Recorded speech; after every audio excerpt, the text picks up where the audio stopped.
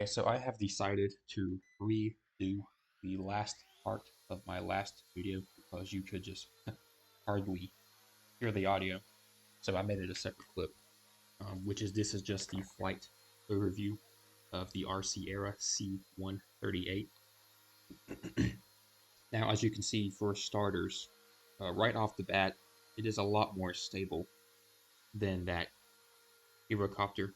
It's actually flyable and enjoyable to fly because you could actually hover with it. Getting it to hover is not a handful, because that Herocopter kept going down like this self-sabotaging cycle of just trying to correct itself.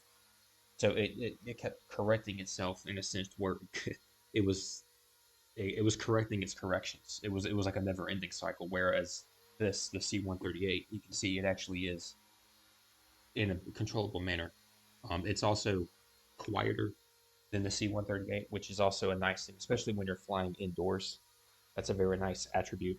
Is you want them to be as quiet as possible, not only for your convenience, but also for the sake of your neighbors. Say if you live in like an apartment building or something, you don't want to be constantly annoying your, down the hallway and downstairs neighbors. Now, one thing you can notice right here is that you see how it kind of tilts to the left. Now, that is actually normal. It is not a defect. Helicopters in real life do that too. It is a phenomenon known as the translating tendency. But basically, you have the tail rotor, whose purpose again is to prevent it from yawing out of control.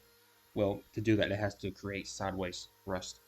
You see, well, not only does that sideways thrust counteract the torquing sensation, it also makes the helicopter want to, you know, fly sideways. So the helicopter has to tilt in the opposite direction to prevent that. It's called translating tendency, which is normal.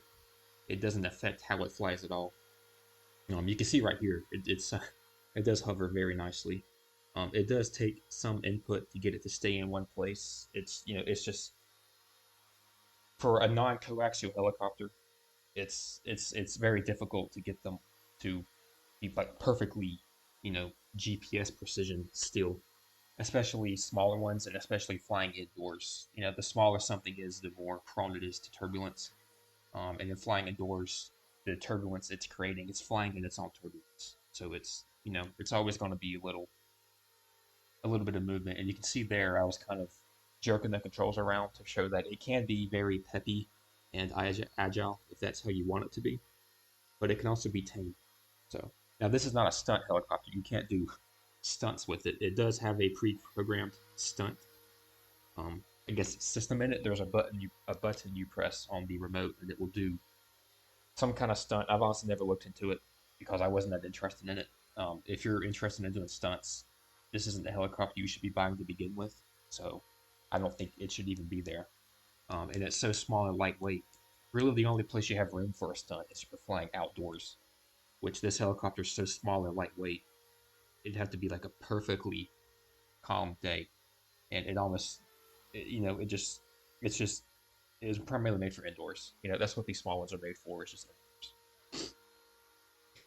so now, as far as battery life, so they claim 14 minutes, sorry, 12 minutes of flight.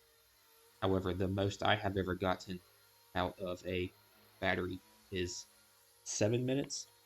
So I'm not sure if they were just kind of being cheeky with it, and because in the last video they give you two batteries, so I don't know if they were kind of being scumbaggish and just combined the two batteries and advertised, oh hey, you get 12 minutes of flight time on a technicality, which I get it. I guess technically they're not the wrong there. Or if you're supposed to get 12 minutes of flight time per battery, and I personally am not for whatever reason. Either they could be defective or something. It took a long time to get shipped because it actually got stuck in a warehouse in Georgia because there was a big winter storm in the southeast. If you live in the United States, you may remember about that. And so I wonder if maybe it got stuck in the truck or something and it kind of damaged the batteries because LiPo batteries are very sensitive to temperature. If they get cold for too long, it can degrade their life.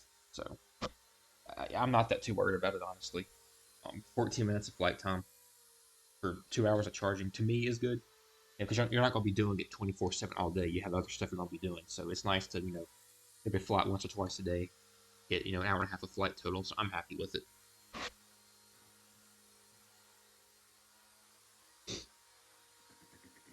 And here you can see you see how it kind of bobs around, floats around. It's very, very lazy to fly. I'll put it that way. It's very laid back, very easy. It's not a handful. It's very enjoyable to fly. Anybody that has any kind of sense of how aircraft works can do this. Four channels are not the best for beginners to helicopters because they have a steeper learning curve instead of like a three-channel coaxial. It's not going to be as stable.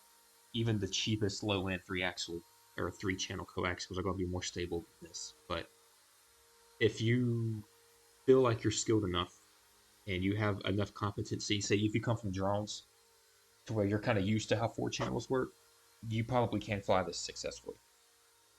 Overall, I'm happy with it. It's a much better value than a Helicopter because for beginners, it's actually flyable indoors. And secondly, it is cheaper. This retails on RC Air's website for $79.98, and you get again 2 batteries, a controller, a manual, some extra parts, tools, and overall, I'm happy with it, and I think it's a good value. So, thanks for watching, and I'll catch you in the next video.